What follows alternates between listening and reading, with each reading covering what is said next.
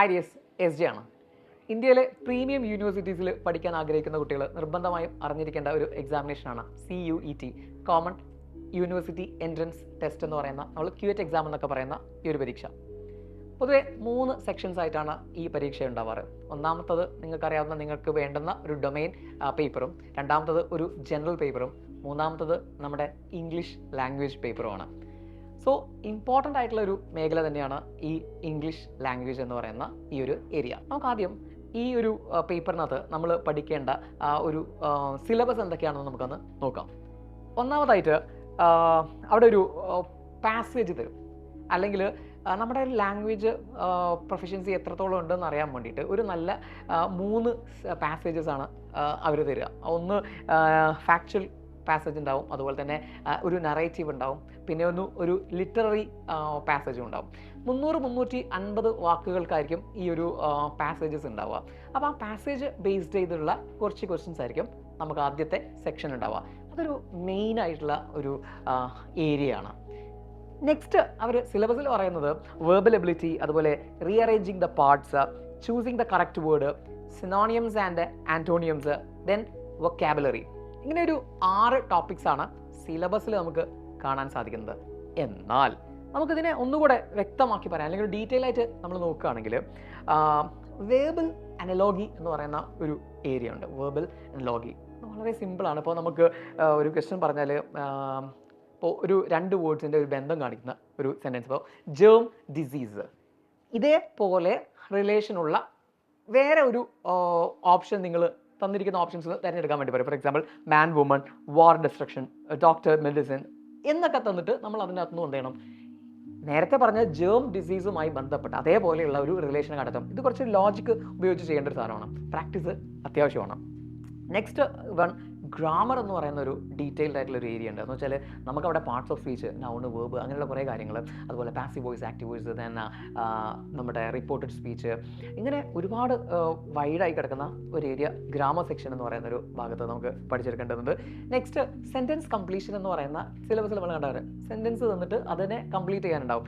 ആ സെൻറ്റൻസിൻ്റെ ഒരു തുടർച്ച അല്ലെങ്കിൽ ബാക്കി എന്താകുമെന്ന് ഓപ്ഷൻസ് ഉണ്ടാവും. നമ്മൾ അത് എന്ത് ചെയ്യണം, ഏറ്റവും ആപ്റ്റ് ആയിട്ടുള്ള ആൻസറിലേക്ക് എത്താൻ വേണ്ടി ശ്രമിക്കുന്ന ഒരു ഏരിയ ആണത്. നെക്സ്റ്റ് പാരഗ്രാഫ് തന്നിട്ട്, അല്ലെങ്കിൽ ജംബിൾഡ് പാരഗ്രാഫ്, അല്ലെങ്കിൽ സെൻറ്റൻസ് ജംബിൾഡ് തന്നിട്ട് നമ്മളോട് കറക്റ്റ് ഓർഡറിൽ എഴുതാൻ വേണ്ടി തരുന്ന ഒരു ക്വസ്റ്റ്യൻ ഉണ്ടാവും. അത് സിമ്പിളാണ്, കുഴപ്പമൊന്നുമില്ലാതാണ്.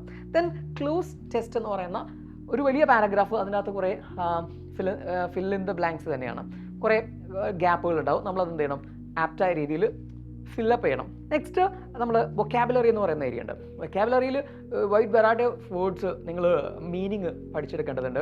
അതുപോലെ തന്നെ നെക്സ്റ്റ് വൺ ആണ് കോമൺ കൺഫ്യൂസബിൾ എന്ന് പറയുന്നൊരു, എന്ന് വെച്ചാൽ നമ്മളിപ്പോൾ എക്സെപ്റ്റും ആക്സെപ്റ്റും രണ്ടും നമുക്കൊരു കൺഫ്യൂഷൻ ഉണ്ടാകുന്ന വേർഡ്സാണ് അല്ലേ. അപ്പോൾ ഇതിൻ്റെ മീനിങ് എന്താണെന്ന് കറക്റ്റ് ഐഡൻറ്റിഫൈ ചെയ്യാൻ പറ്റുന്ന കുറച്ച് കാര്യങ്ങൾ നമ്മൾ പഠിച്ചു വെക്കണം.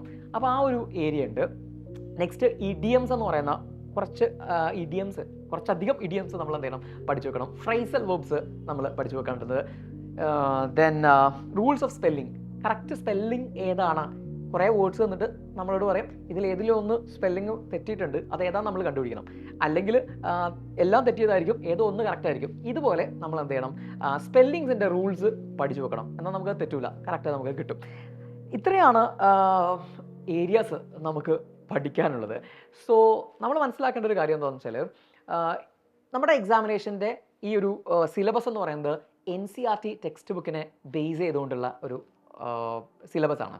പക്ഷേ +2 എക്സാം എഴുതിയതുപോലെയല്ല ഈ ഒരു എക്സാം. കാരണം MCQ ടൈപ്പ് ക്വസ്റ്റ്യൻസ് ആണ് നമ്മൾ ഇതിനകത്ത് എന്ത് ചെയ്യേണ്ടത്, അറ്റൻഡ് ചെയ്യേണ്ടത്. സോ അതിനനുസരിച്ചിട്ടുള്ള ഒരു പ്രിപ്പറേഷനാണ് നമുക്ക് അത്യാവശ്യമായിട്ട് വേണ്ടത്.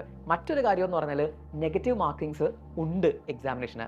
സോ നമ്മൾ എഴുതാൻ പോകുന്ന ആൻസർ ഏറ്റവും കറക്റ്റ് ആണ് എന്ന് നമ്മൾ ഉറപ്പായിട്ട് മാത്രമേ നമ്മൾ എന്ത് ചെയ്യാൻ പാടുള്ളൂ, എക്സാമിനേഷന് അറ്റൻഡ് ചെയ്യാൻ പാടുള്ളൂ. ഇപ്പോൾ തന്നെ നിങ്ങൾ കണ്ടിട്ടുണ്ടായിരിക്കും ഒരുപാട് വെറൈറ്റി ഓഫ് ക്വസ്റ്റ്യൻസ്. ഇതെല്ലാം നമ്മൾ പഠിക്കണം, എന്നാലേ നമുക്കിതിനകത്ത് എന്താ പറയുക, കയറി പറ്റാൻ പറ്റുള്ളൂ അല്ലേ.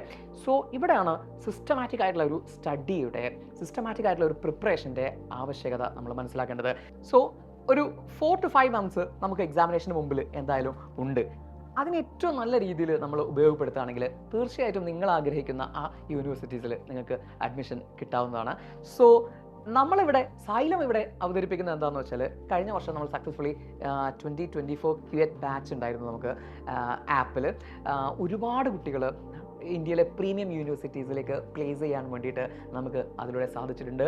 സോ ഈ 2025 നിങ്ങളെ കാത്തിട്ട് ഒരു big surprise is coming. So അതിനെക്കുറിച്ച് ഡീറ്റെയിൽസ് അറിയാൻ വേണ്ടിയിട്ട് സ്റ്റേ ട്യൂൺഡ്.